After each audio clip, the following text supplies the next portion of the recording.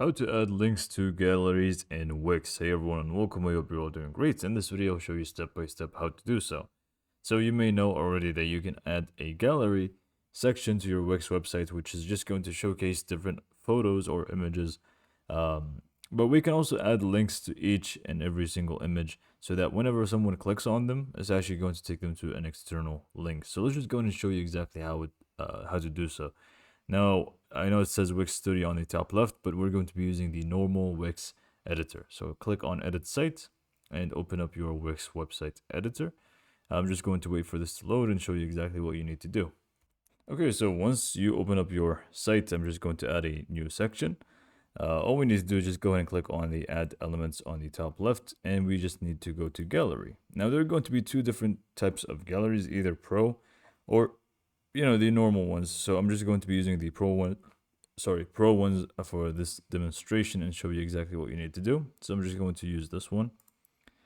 And once it actually shows up here for us, like so, we basically just want to click on it and we need to click on settings. Once we click on settings, we need to click on settings one more time down here. And then we basically just want to click on, if we can just scroll down here, for some reason it is a bit glitchy. So let me just try to fix this. Okay, so again, one more time, click on settings and then just click on settings one more time. And for some reason, I can't even scroll down and see what this is. But regardless, what we want to do is when clicking on an item, you just want to click on this and make sure it says a link opens. Once you do that, all you need to do is just go in and exit out of here. Click on manage media. And then we basically just want to highlight the image that we want to add a link to. Scroll down and you will find a link. So just add the link that you want to open. So in my case, I'm just going to go for